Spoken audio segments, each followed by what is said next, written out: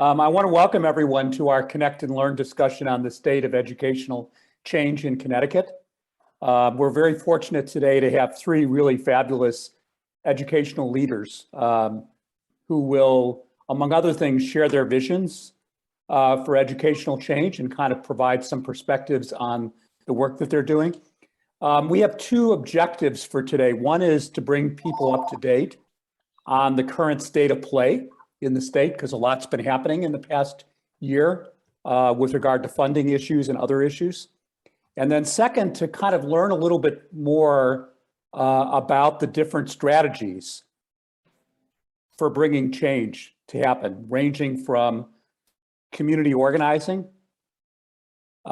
which really kind of seeks to change policies and practices and resource allocation and leadership, to collective impact, which is an approach to bring stakeholders together to build shared agendas, data systems, and programming, in communities, to scaling high-performing nonprofits to expand opportunities. So I want to kind of give a few quick bios on our speakers, and then we will, the format is going to be each of our speakers will give about 10 minutes about their work and their organizations, and then we will open it up to Q&A. Our first speaker is going to be Joe Aleardi, who is the Executive Director of Horizons Bridgeport. And hold on for 1 second. I had his bio information here up, but need to go back to it.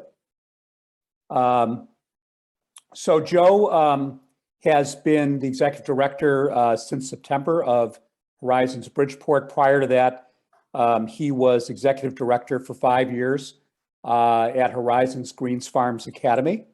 And prior to joining Horizons, Joe was a 5th grade teacher at Hall Elementary School in Bridgeport as part of being in Teach for America.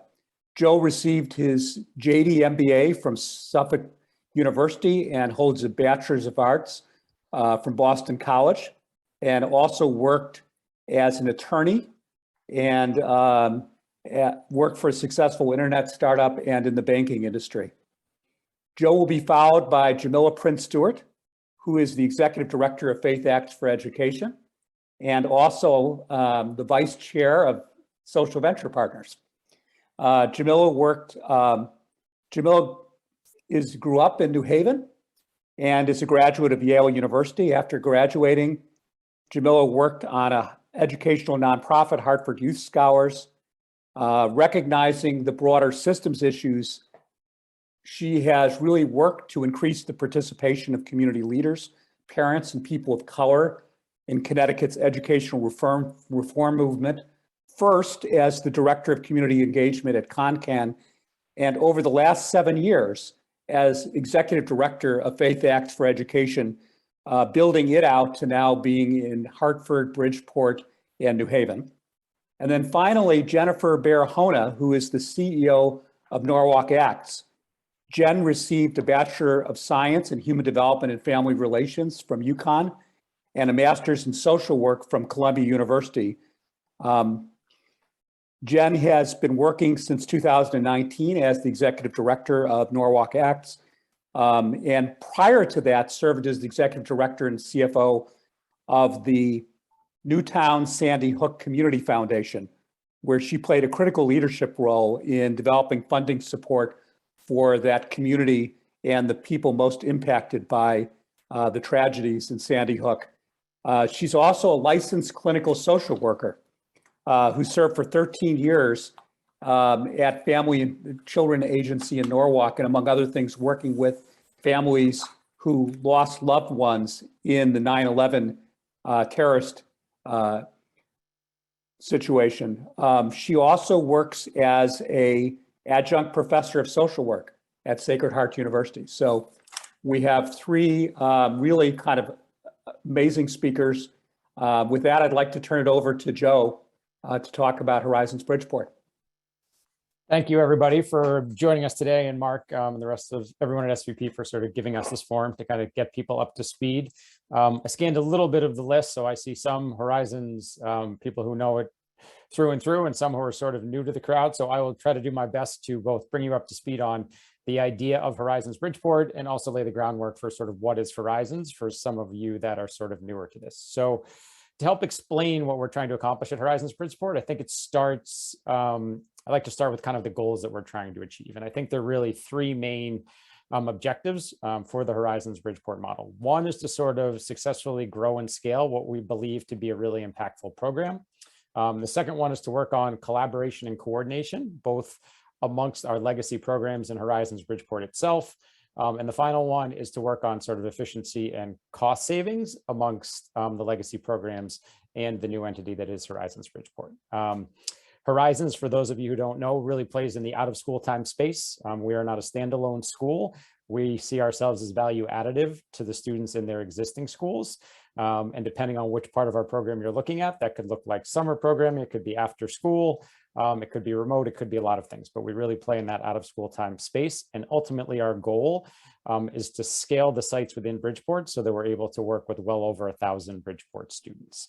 The Horizons model that we are looking to sort of build out and grow to help work with the Horizons students, it isn't sort of your traditional Horizons model in that sense. And that's one of the neat things about Horizons is that each site looks a little different. For those of you that know Horizons, the core model is sort of K-8, 6 weeks in the summer, and that's really where we begin this. But the model that has been built out at GFA and that we're trying to expand to all the other sites and the newer sites is much more expansive because the program has been around a little bit longer. It really encompasses three distinct different program elements that sort of build off each other. So it starts with the K-8 program that takes place primarily in the summer at our host schools. Right now, the host programs are Greens Farms Academy, Sacred Heart University, and Notre Dame High School and Fairfield.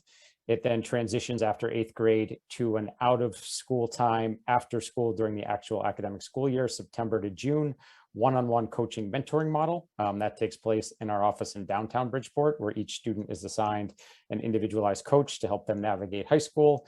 And that transitions to a college success program that really ensures that our students, once they have found their way into the school of their choosing, that they have the support and resources to successfully navigate, complete their degrees, and transition into that professional life that we want for all of our kids. It's this sort of pathway, this vertical integration that will take a student from 5 years old and carry them all the way through to a career of their choosing is really what makes us excited. We feel like this is kind of a game changer because it allows the students inside of one organization to successfully navigate that path.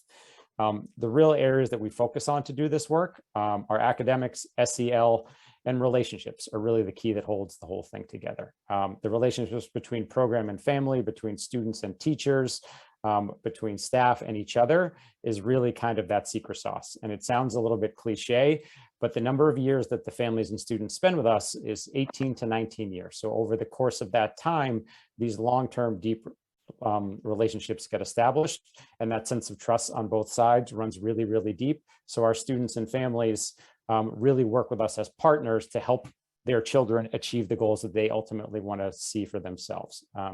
When I was in my classroom in Bridgeport, everybody says it, but I never, it's absolutely true. Ability and talent are spread totally equally, but access and opportunity are not. And that's what we really see what Horizons does. It helps fill in and plug some of those holes. So all of the amazing hardworking kids that are in Bridgeport can navigate this system, work hard on their own volition, and accomplish those things that they want to do in life. So as we sit today, the Greens Farms program is sort of fully mature. It goes from pre-K all the way to career placement at the end of our college program that we call Career Launch, that helps students find internships after their junior year in college and land that first professional job of their choosing. In a career that they want to have for themselves. The Notre Dame, the Sacred Heart program has students from kindergarten through 8th grade, and then their 8th graders are transitioning into a high school program that's run by Horizons Bridgeport. The Notre Dame program is our newest and smaller program. It's going to have students from K-4 this summer, and we will be helping them expand up to 8th grade, and they'll also be feeding into the regional high school program. And we're also looking to expand to a 4th site. That's one of our big goals for this upcoming year, trying to grow that capacity. Once all is said and done and all 4 of the programs reach capacity, we're also looking at potentially expanding cohorting at existing programs, again, to sort of increase that growth. We hope to serve well in excess of 1,000 students, which we know is not the entire sum of the students in Bridgeport right now.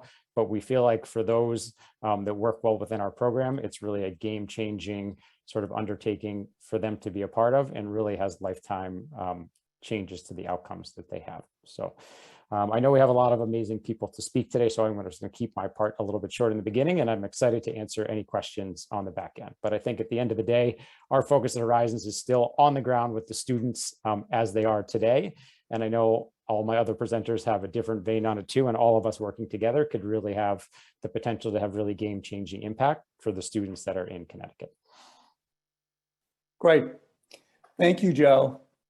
And thank you so much for the work that you do. Now I'd like to kind of shift to Jamiliah Prince-Stewart, who's going to be talking about FaithActs for education and some of the work going on at a statewide level.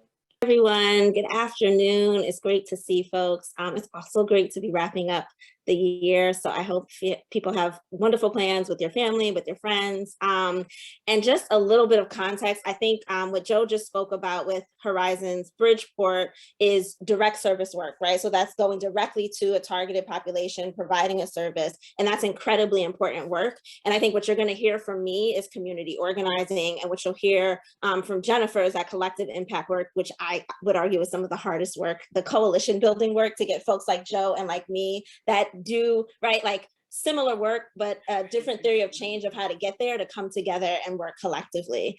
So I don't think that the answer is not, or sorry, the question isn't like which is better, and the answer is not better or worse. It's like the commitment that we have to do all of these things to get at impact. And so I also looked at folks here. So I know there are some folks that are very familiar with FaithActs and some folks that are new to FaithActs. So just a quick overview of who we are. So FaithActs for Education is a faith-based education organization in the state of Connecticut. We are Black-led, Black-founded, and so our board chair is also a Black man, and we're also from the communities that we serve. And we were founded in Bridgeport, Connecticut, and as Mark shared, we've recently expanded to Hartford and to my hometown, New Haven, which I'm very excited about. We represent about 80 churches, 500 members, 5,000 committed voters, and we estimate that those 80 churches collectively have about 11,000 congregants in them. So I'm going to talk a little bit about what our members do, that 500 number, and what our committed voters do as well. So a bit about why FaithActs. So some folks are like, are you a religious organization? We are not. We are faith-based, but we're not trying to save souls, if you will. But what we are trying to do is organize places of worship to improve education in the state of Connecticut. And so this is just a quick like biblical scripture that resonates with a lot of our members. So when they see themselves sort of detached from education, detached from politics and policy, we like to remind them that their faith actually calls on them to do good work and to act on behalf of kids.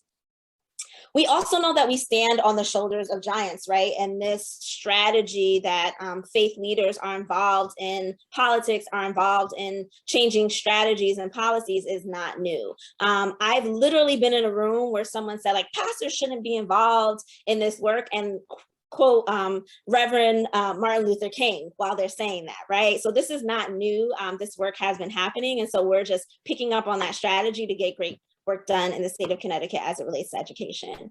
We also know the reality is that every politician may not care about kids, but every politician knows how to count. And one of the big ways that politicians in the state of Connecticut get elected, especially in urban communities, is through places of worship. And I'm gonna sort of dig into like what that specifically looks like. In the top right corner, you see our current governor, and in the bottom row, you see all of the elected mayors of each of the cities that we're in. Okay. So community organizing, what do we mean by that? So power is the ability to act. And what we say in community organizing is there's no nice way to make change. Another thing that Frederick Douglass said is that power concedes nothing without a demand.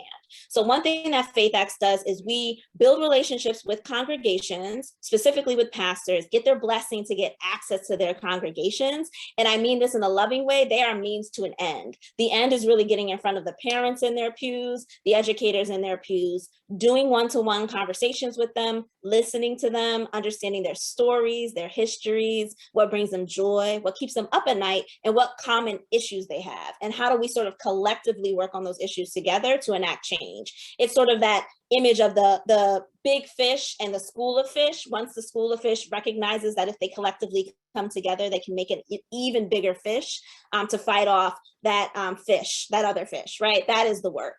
And naming that in the middle of a pandemic, our work looks a lot different than it did. So I think that this photo is back in 2016. We were making demands of the local city council in Bridgeport to increase local dollars for public education. So you see we're there with our folks, a lot of pastors at the mic.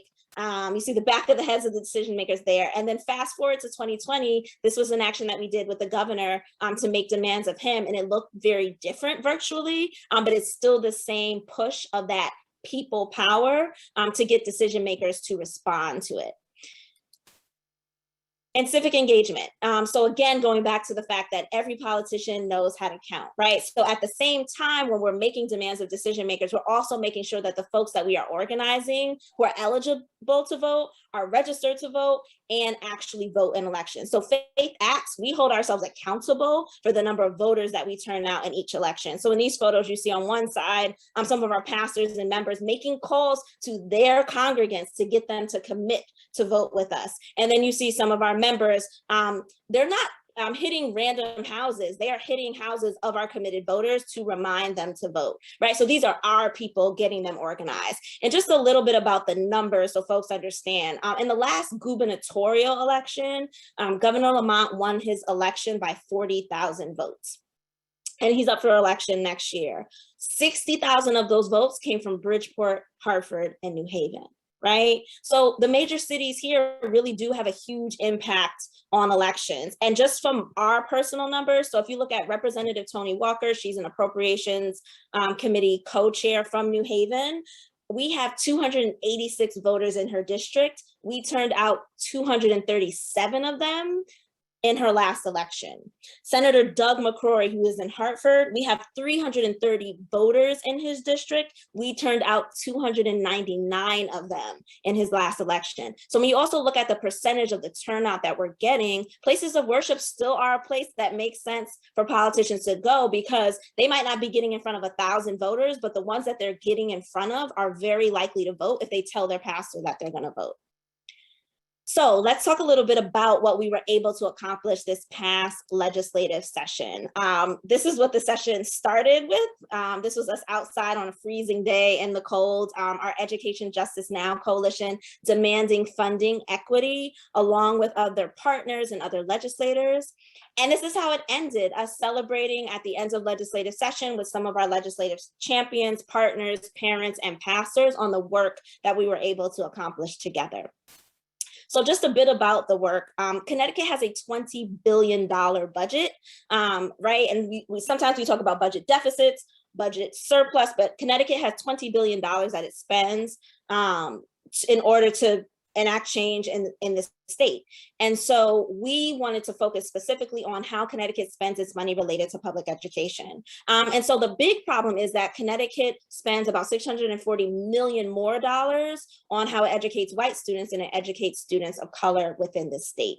And some of the, I would say, data points that is important for folks to know. So that ranges from, there could be a school in Connecticut where a kid is getting about $13,500 per pupil, and another place in Connecticut where they're getting about $35,000. So that is that huge range and that deep inequity. In Bridgeport, in Fairfield, on one street, Park Avenue, that separates both towns. A Bridgeport student could be getting about $14,000, whereas a Fairfield student could be getting close to $19,000. These are kids on the same street, neighbors. They could be playing together, and a $5,000 difference and what we are spending as a state on their education. So we collectively came together, worked together, and in a year where the governor was proposing to flat fund education, we were excited to get $160 million additional dollars put into the budget for education. The good news is that money didn't just go flat across the board. It specifically went to increase the weights for English language learners and for kids in concentrated poverty. It also specifically went to charter schools. Of that $160.5 million, about 10 million went to charter schools. It's important to remember that 93% of those students are Black and Latino, and to increase equitable funding for those schools of choice. And at the bottom of the screen, what you'll see, FaithActs had a push during final negotiations to get an additional $10 million in priority school districts. I think our advocacy went so well that they sort of forgot to take our name out of the budget. They kept calling it the FaithActs Priority School District. So what you see in Connecticut's 69-page budget is our name right there on that $10 million. So that is what that power that we're talking about looks like. And how do we do this? Many of you were a part of this, right? So this is sort of a rundown of some of the tactics that we use to demonstrate our power. And 30 legislators met with FaithActs individually, many multiple times. We made 200 calls to the governor. We also sent 14,000 emails to legislators. A lot of you were a part of that too. And in terms of what's coming next, and we'll probably get into this a bit more in the conversation, but Connecticut and the entire country now has this huge opportunity with these federal dollars rolling in, money that we've never seen in our lifetime to public education. And one of our big concerns at FaithActs, you'll see it's about $2 trillion going to municipalities, about $1 trillion specifically for public education. When that trickles down, that's about $4 billion to Connecticut. And when you look at a specific district, Bridgeport alone is going to get $110 million, right? And so this sort of lays out what that money is intended to be spent on. But one of our huge concerns around that money is related to transparency and accountability, and actually making sure that those funds go to students and to improve learning outcomes for students and to deal with mental health issues and other things like that. What's next for us? We're going to continue the fight for funding equity. So we are chipping away at that gap, but have a lot more work to do. And specifically, the Office of Fiscal Analysis that serves under the Appropriations Committee is doing an analysis of how Connecticut spends education dollars. We'll be doing work related to those federal dollars and other stuff. And then it's also important to remember next year is an election year. The governor and the entire legislature is up for election. And so I just wanted to leave you with your voice matters. That 14,000 emails that we sent, many of you might have felt like you did one tiny thing in order to enact change. But remember, you are a voter and you are a constituent of some of the legislators that we have to move, right? And so you don't have to be in the rally, at the action. We would love for you to be, but from the comfort of your home and from your device, you making a call to your legislator or sending an email to your legislator matters. So our ask of you is to continue to do that as we move forward in this campaign next year and beyond.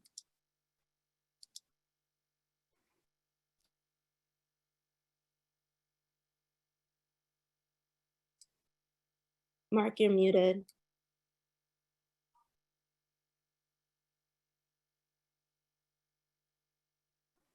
Sorry,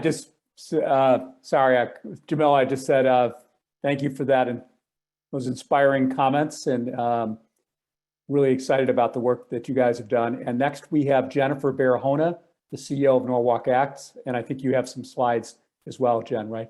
I do. Jesse's going to start them for me, and hopefully my internet is giving me an unstable, so hopefully we are okay here. But thanks for having me. Jennifer Barahona, CEO of Norwalk Acts. Happy to share a little bit about our work, and it's actually a really great kind of segue from Joe and Jamila into what we do. And Jamila is, spot on. It's not either or, it's an and both kind of approach that we take. So the cartoon on this next slide speaks to that. It's not, I love this because it's frequently finger pointing. No, if we just had early childhood for all, if we just had this, well, the reality is we need it all. And so we have to work collaboratively to make that happen. I myself have always, as a social worker, figured, where do we jump in to make the biggest difference? But collective impact is really about all sectors kind of working in order to move the needle. Next slide. So the collective impact framework is really rooted in the belief, of course, that no single sector organization, entity can kind of achieve the systems level change that we need to move the needle in so many areas. So we really take a holistic kind of look at outcomes for children from cradle to career. And instead of kind of finger pointing or moving in different directions, it's all about kind of creating that alignment and collaborative action. Next slide. So it's really small, but we really organize around cross-sector. That includes nonprofits, schools, businesses, philanthropy, higher education, healthcare, government, communities, of course, themselves, parents, students, or community members, and the like. Next slide. And just to set a little bit of the stage too, we, Norwalk Acts is one of almost 70 partnerships through the Strive Together network that does this kind of cradle to career collective impact work. And in our small little state, we actually have 4. So our sister organizations, even though we're all independent, we work really closely together.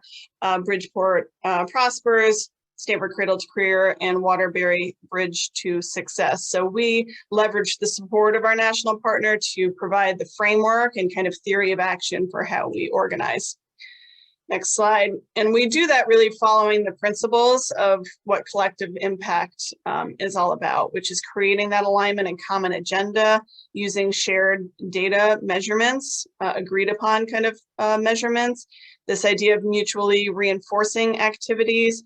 I always love the analogy that Saul Alinsky and others have used about people in the river and kind of going in the river, which is very much what Joe's talking about, some of the work at Horizons and the programs. We need those activities. We need those kind of people in the river working with kids, but we also have to be going upstream and changing policy along the way so that there are less children and families kind of in the river to begin with.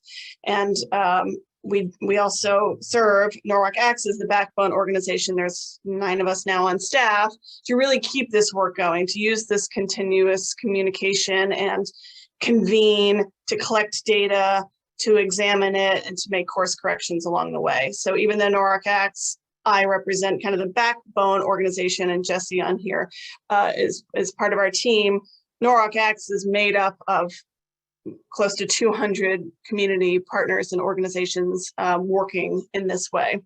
So our mission, which was recently updated, is really to collectively transform systems to ensure resources, policies, practices, and power structures actively dismantle racism and drive equitable outcomes for every child and young person in Norwalk. And really, when we think of education, you know, coming from, I'm married to a high school teacher, I'm a social worker, I'm constantly thinking, well, it's not just academics, right? Of course, we want kids to be academically successful and economically mobile when they're older, but constantly saying it does us no good to push academics if kids are food insecure, have unstable housing, are traumatized, so early childhood birth outcomes, early childhood education, all the way from cradle up to career. We really take a holistic look and approach at children in Norwalk. Next slide. We've developed this kind of way of talking about micro, meso, macro systems and believe that we need all of those in place. In fact, this morning we had the school and state finance project meet with our membership to really talk about that micro storytelling and just how important that is in order to affect policy change at the macro level. So we've been kind of reorganizing our work in recent years to really step more into the policy space, advocacy space, and really just recently starting to lean on partners like FaithActs and ConCan and Connect and others to really see how, since we're very specific to Norwalk and kind of place-based there, how we can connect with the good work that's happening that Jamila and just talked about and so many others are doing. Next slide. So we do this through what we've kind of defined as our cornerstones. And if we organize or convene cross-sector partners around these kind of initiatives in the middle, prenatal to 3rd grade, social emotional health, out of school time, and, kind of college workforce readiness, which many of the SVP partners, some on this call, are engaging with Jesse. And those are kind of the areas that we convene on. But what we call kind of our ecosystem cornerstones is really, what do we do when we're convening around certain pieces of the cradle to career continuum? And for us, that's data. We have a data sharing agreement with the Norwalk Public Schools. So we do a lot of data work, and you're welcome to visit our website that you can browse some of our data dashboards. We do some internal ones for the district, and then many external facing visualizations for the community.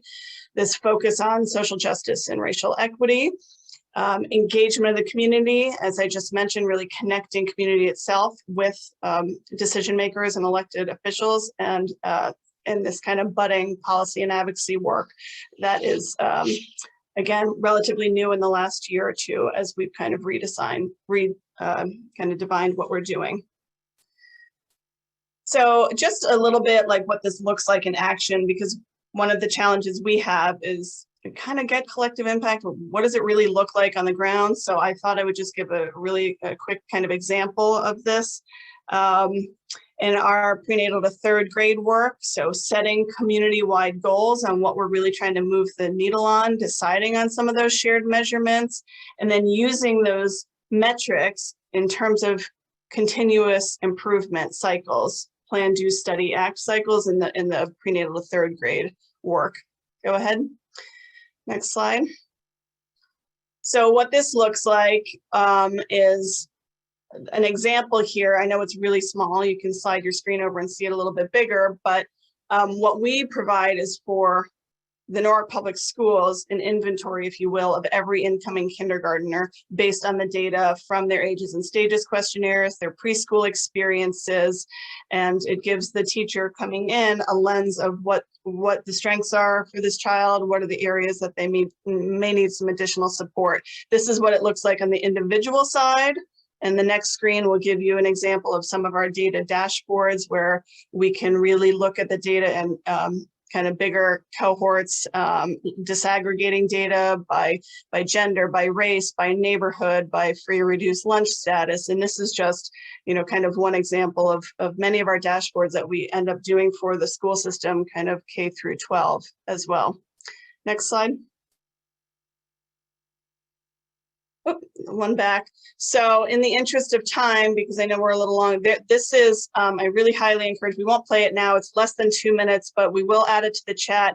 Our national partner just put together this animated explanation of how we really gathered the community to do developmental screenings across the board in similar ways so that we had strong metrics to use for kindergarten readiness outcomes.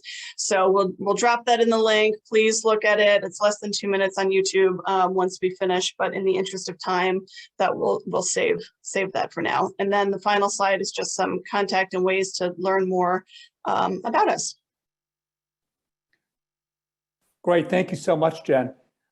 So I think in the interest of time, we're going to jump right into kind of questions. Robert, I saw you had one in the chat. Do you want to ask your question? So Joe, and Jamila, thank you very much for the work you're doing. It's really amazing, and FaithActs is really a very cool model.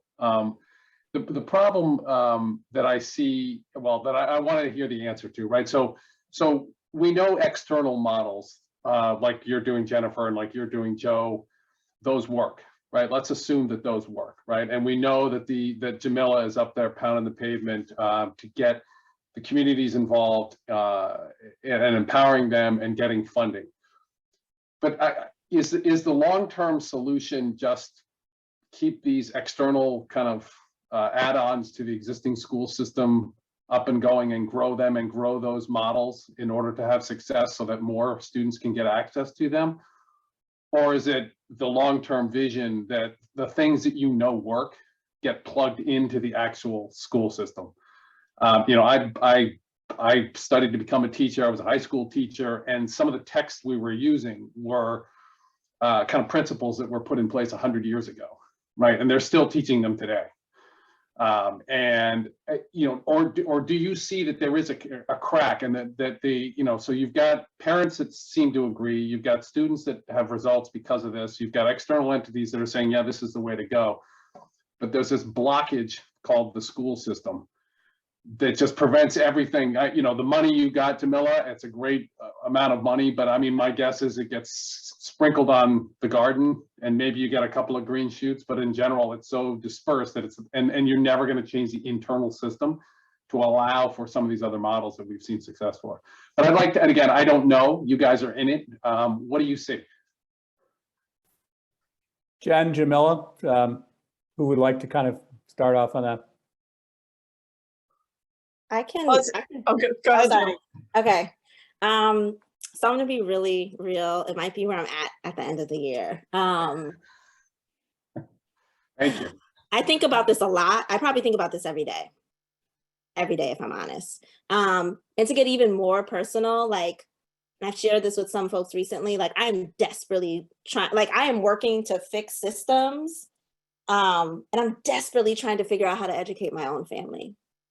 Right. So like I have first like cousins in school systems that are not working for them, and trying to supplement, right, so that there's a Horizons at foot, and right. And so here's what I think, and this is my best thinking, it's twofold, and I know this isn't a neat answer. One is that when I see places that thrive, all of the systems thrive for their children. So if we look at like places in Fairfield County, if we look at suburbs that have really high performing public school districts, they still have really high performing private institutions, and they still have very high performing enrichment opportunities for those students as well. I think also when we look nationally at the states that are thriving and doing well, they have an ecosystem of choices for kids, whether that's a traditional public school, a charter school, a magnet school, vouchers for kids whose needs aren't being met so they could attend a private institution, right? Like all of those systems are working. So I don't envision, like my long term is having all of those things coexist and thriving at the same time, because I like where I get pulled back from is like, I am pro-choice. I'm a product of my mom making choice for me, but also if we opened up 5 charter schools tomorrow, it wouldn't put a dent in the issue in Bridgeport. Now, does that mean we shouldn't open up 5 charter schools? Absolutely not, because one thing that I know is like the charter schools that FaithActs fought to get open, I'm watching them graduate like students, and the vast majority of those students are going to college, right? And it doesn't mean that we don't replicate Horizons Bridgeport to be in other places. Absolutely not, because we know the results that Joe is getting. I think that the entire way we fund public education in the state of Connecticut needs to change. It's currently based on property taxes. It needs to change. Money does matter, because if it didn't, right, like then we could tell, I'm not trying to pick on people, but like Windham, Connecticut, like give us $10 million to bring to Bridgeport, right? Like they would say no, because there are things that would be taken away from their kids. With that said, I think, Robert, you're completely right. Like what we also know is money in and of itself isn't everything. And what we're seeing, especially with these federal dollars, like Bridgeport's plan for ARP ESSER is trash. And I will say that even if there are any folks from the district here, because that's the honest truth, because this is about kids. And so my biggest fear is we wake up every day and don't do the transformational work that needs to happen. I am concerned because I now have a baby that's 8 months that's going to go into the same system. I've been working for parents for 7 years, and they're like, that same kid that I came to you 7 years ago is graduating from high school right now, and like nothing has changed. So I don't have a nice, neat answer for you, Robert, but I do think it's both, and I think that we have to fund schools equitably, because kids of color deserve to have equitable funding. But at the same time, if we are going to fund schools equitably, we can't just continue to throw money at a problem and not fundamentally fix the problem. And I think about choice like gas. Like I like 2 gas stations that fight over the best service that they're going to give me to get my business. And I think that the market of education is important, because if we don't have that, I don't think that the traditional system, in my opinion, there's no benefit in it changing unless there are outsized forces that are competitors that are serving kids better. I'll end there, but those are some of my thoughts. Jen, do you have anything you want to add to that? I I guess when I think of it, and I had this conversation recently with someone who's at one of the Horizons, is, it's always, I've always felt like there shouldn't need to be a Horizons, right? Like if we did everything right, we shouldn't have to create some of those programs. And what gets me is sometimes, fundraising or support of a program like Horizons when supporters may then go vote against policies that would change the structures that create the need for groups like Horizons to exist in the first place. So I think really digging deep and demanding of, all of the cross sectors to really be thinking of, policies that are continuing to perpetuate the discrepancies that we have. I mean, one way I kind of also think about it, and Joe, I don't know if you have any thoughts on this. I got like two little ahead. things coming from bottom up. And I mean, I completely agree. I think we all have to you have to work this from multiple angles. Yeah. But it comes back to kind of what Jamil closed with, like, this is about the kids that I have today, which is why I think the work still matters. My last group of fifth graders are freshmen in college now, and through the course of that, I've seen 4 superintendents. I've seen a whole lot of world change, but sometimes not a lot of world change at all. So I still think the bottom up people like myself and the other Horizons have to be there while we're sort of working to figure out the big systemic pieces for the kids that are, brush their teeth this morning, grab the backpack and headed off to school. Well, one way I kind of think about it is if the funding were to kind of be rationalized in a equitable way, every kid in these urban schools would have the right to have a high quality summer learning program. And when that happens, we want to be ready. And I can tell you a story from early childhood education. We may get those dollars and build back better for early childhood education, but guess what? We have a huge capacity issue. So we we need to build the capacity also while we try to make the policy changes. I see a hand from Lynn Franklin Henry. You're on mute, Lynn. Right, I'm trying. Yeah. Am I off? Okay. Yes, Robert, thank you for that question, because it's where my head was through this whole thing and has been. I'm now 71 and I empathize, Jamal. I can't believe it's been 7 years since, you were at ConCan. That's unbelievable. And having, worked in trying to make a difference in the public school system and being a public school supporter for so long. And then at one point in Waterbury, agreeing to help found the charter school, because I thought, okay, it's not going to be for everyone, but we're going to model really great things, which the charter schools are doing. And with my understanding that then those good practices would be followed and utilized in the general public school system. And for a couple of years after that, I tried to find out whose job in Connecticut it was to look at that data and get it into the public school system, to be told there was no one that had that job. So, I didn't really understand. But, I agree, it is money and it isn't money. And until we can get, every child, I just saw the absentee rate in Waterbury in the paper the other day. So you can have everything you can have in the school, but if the kids aren't in the school, and I don't know yet what the rationale for that is, if it's still COVID related, or I don't know what it is, but it was appalling to me. And I don't know what it is statewide, but it seems like it's pretty high now that kids are supposed to be back in school. So I'm still looking at a way to affect the public school system other than just exchanging dollars, which I agree is important, but it's got to be more than dollars. And I'm lost at this point. It's been so long, and I applaud everyone that's doing. I've supported after school programs, enrichment programs, summer programs. They're so important, and I can see the effect on individual children. And I agree it's so meaningful, and I believe that it's a personal win, but I still think we need to do better for our general population of students. And I really am looking for answers. I'm with you, Robert.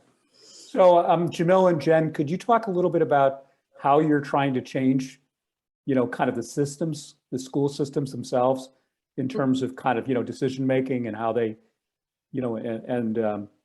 just kind of how they operate?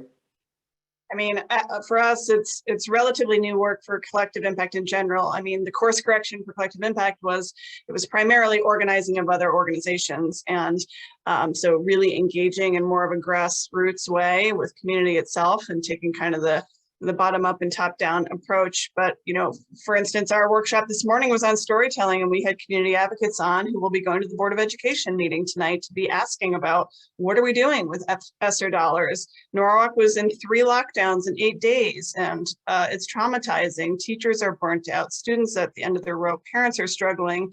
You know, it feels like we're kind of on the precipice of a collapse here if you know, the teachers are just, you know, hanging on by a thread. So, you know, really helping give the tools to community members. I mean, I can go and talk at a Norwalk Board of Education meeting, and I have, and will continue to, but, you know, they need to hear from Norwalk parents, just as I'll be going to my own community's Board of Education meeting tonight and talking about the course on Black and Latino studies.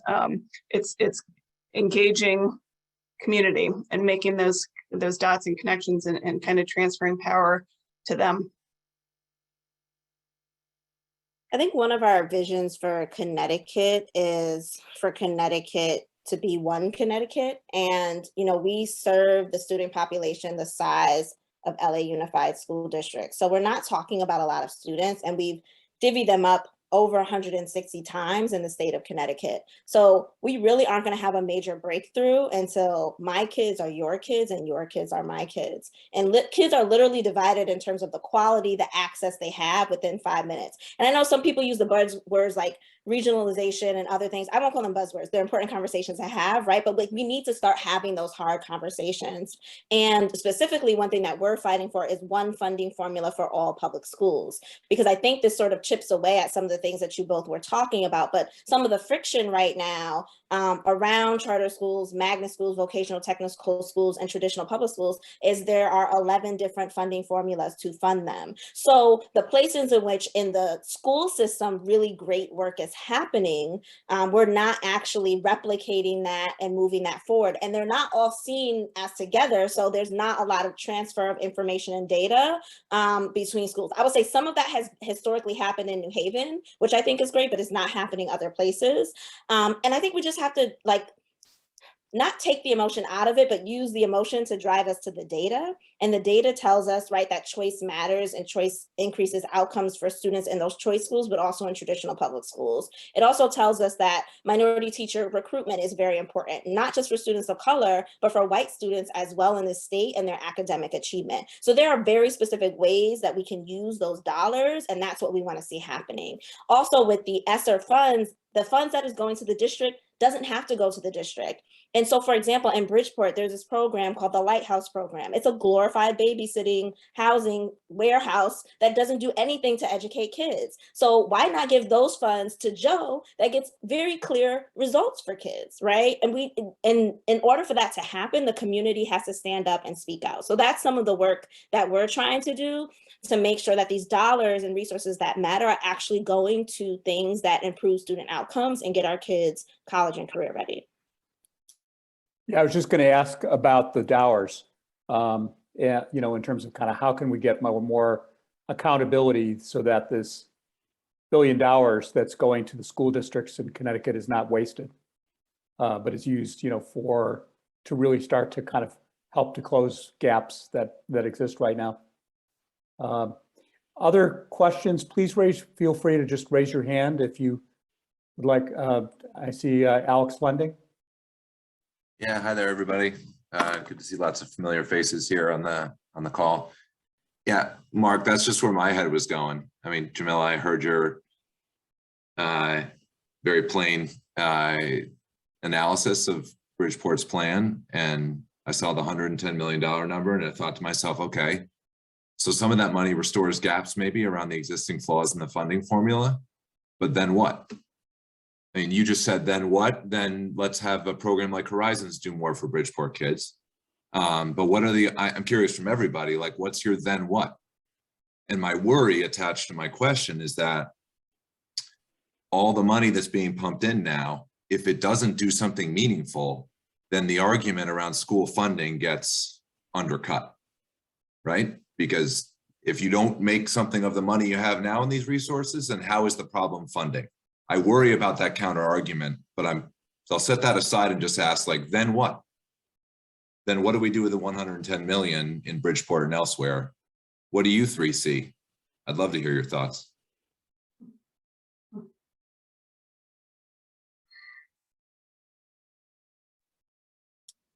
I can jump in really quickly. And so one of the specific things that we did is we immediately, so first of all, we just saw Bridgeport's plan. And we had been working with the superintendent to get access to the plan and to get community involvement very early on since this summer. And he committed to show us the plan, to collaborate us, because part of the requirements for the dollars is for there to be community engagement and all stakeholders brought to the table. That did not happen in Bridgeport. So we went to the State Department of Education and asked them to hold their application and not approve it. So right now, Bridgeport's application isn't approved. So that is a win, but that is not a great win, right? Like the win is like, we're holding up money to get the resources to kids. So some of the things that we're doing now is an analysis of that plan, which Concan is doing great work. If you go to their website, you can actually see your district's plan, and they've been doing the analysis of how that money is being spent. The then what for us is how do we actually use those resources to do three things. So like specifically what we want for the ESSER funds in Bridgeport is for every single child to have access to a tutor or an enrichment program, every single child. So we'll require folks like Joe and other organizations that have the capacity, if they have the resources, to be able to take on those kids and either identify a tutor or some sort of enrichment program that they can attend. Two other things that we want to happen with those funds, actually three, sorry. There are special education issues in Bridgeport and other places. So there are kids that literally have been looking at a blank screen with no educator, or my little cousin has had a substitute teacher for this year and part of the academic year from last year for the entire year, right? So we want to make sure those resources are put in place so that we're hiring the special educators that we need to provide resources and services to those students and to meet IEPs, which is not happening in Bridgeport or the state of Connecticut. We also want to make sure that every student and their family has access to a mental health resource. And then the last thing that we want to do, and this specifically came from teachers, is that teachers have been required to update curriculum and haven't been paid for the time of them doing that, and if there are resources like new books or things that they need for that updated curriculum, they haven't actually been allocated those funds from the district in order to update the materials for that curriculum. So those are some of the specific things we want to see happen with the ESSER dollars, and that is based on what our folks told us they wanted for their community. So that is Bridgeport specific, not any other district in the state. I would say the mental health pieces would be on our list as well. In fact, we met yesterday with the district's kind of SEH lead, and just also talking about the pushback on this kind of idea of rigor and teacher evaluation and like in this time of pandemic and stress and everything we know about what the stress response does to the brain, is not the time to be implementing kind of new initiatives and doing surprise visits for classrooms. And so we really have to think about, we're in unique times and it calls for unique responses and kind of out of the box thinking. But I don't want to go too far because I know we're at time and want to turn it back to you, Mark. Thank you, Jen. Thank you, Jamila. Thank you, Joe. We are at time. We could certainly kind of, spend a lot more time on these issues. I really want to thank our great speakers who are really leading us forward. These are not easy kind of issues. Many of the people, I also want to thank many of the people on this call for the work that they're doing in support of these nonprofits. We have an SVP team working with Horizons Bridgeport. We have one working with Norwalk Acts. And I've already mentioned kind of, the deep partnership that SVP and FaithActs have together to support one another. And I think as Jamila kind of laid out, these are not kind of conflicting kind of strategies, not at all. We need a collective impact approach in communities and at a statewide level. And we need people, parents, community leaders organized. Otherwise, what gets funded is the same old stuff that isn't working right now. And we need to build programs like Horizons that really do address kind of opportunities for all people. And so, I'm really, really excited for our ability to kind of, support these great organizations. Camille, do you want to, I know a number of people may not yet be a part of SVP. I want to just put up a slide here about kind of how to get involved with SVP if you aren't already. You can also just go to our website, svp-ct.org. And it's really easy to click on and see how to get involved with SVP. So we welcome everybody here to kind of get involved with our work. It's all of your volunteering that really kind of fuels the work that SVP is doing, as well as your generous financial support. So again, I want to thank our speakers today. And I want to thank you for the amazing work you all are doing every day and your organization. So I wish everybody really happy holidays. I hope everybody is able to take time with their families and get some rest. It's been a really, really difficult year. Again, kind of thank you for all that you do. So happy holidays, everybody. Thank you.